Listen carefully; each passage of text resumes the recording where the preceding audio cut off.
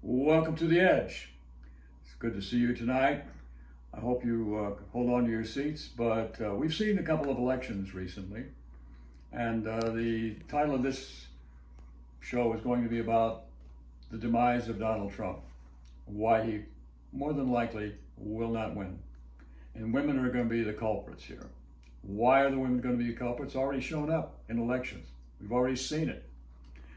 The election of the governor of Kentucky, of the governor of Louisiana, and the governor of Virginia. All southern states, all safe states in the past for Donald Trump. Well, welcome to the Edge. The topic we've talked about in the past is the same topic we're going to talk about tonight. Why we're going to see the demise of Donald Trump. That is, one-term president, and that's all there is, folks. What makes me say that was the three elections in the South: Kentucky, Louisiana, and Virginia. When the phone rang from the pollsters, and I may have used this mention before, the pollster calls it a typical Republican house. The man answers the phone. Yes, we're a Republican household. Yes, we're going to vote for Donald Trump. Yes, that's going to be the case. I just talked to somebody this afternoon, my realtor.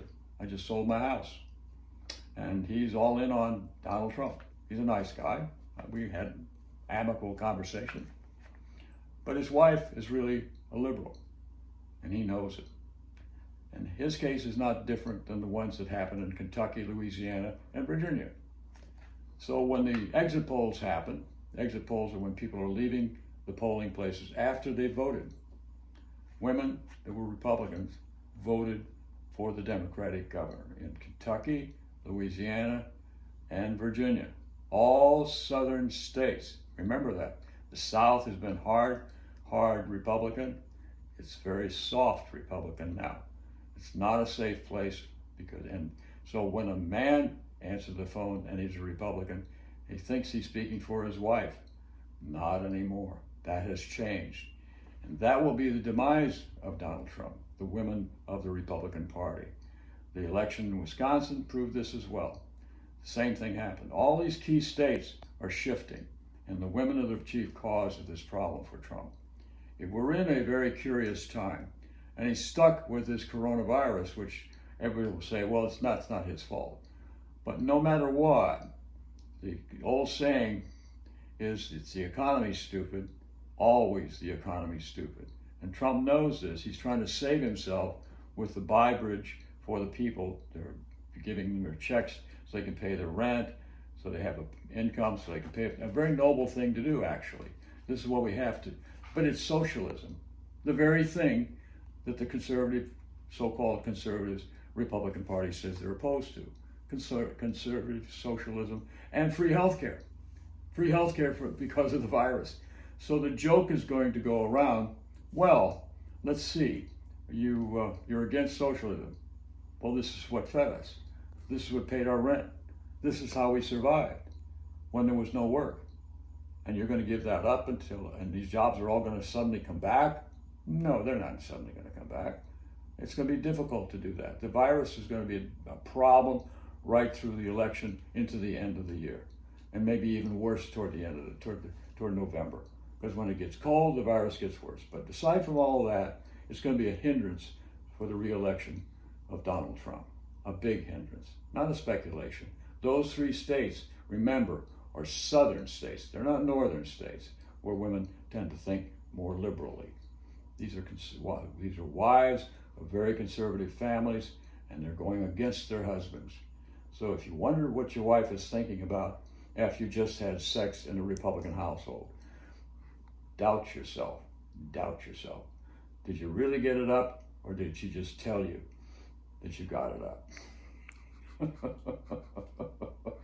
So anyway, I thank you for that. And the Edge is always a good place for a change of thought and idea, but it's always about economics. And this ball game is going to be played economically. Mr. Trump knows that. He keeps making utterances like he seriously wants to help the people generally. And, maybe that is a sentiment it crosses his mind. 2 weeks ago, he said, Well, when money is cheap, this is time to put people to work building infrastructure.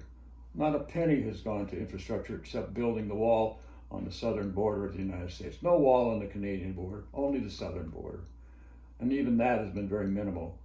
That doesn't put a lot of people to work. But now with the virus, how do you do that? How does that get done? So I would say that the fortunes of luck and the Electoral College may well come to a crashing end this time. The college itself should be disbanded. It's a very bad system of providing electors. Your vote doesn't count. The electors' vote that counts.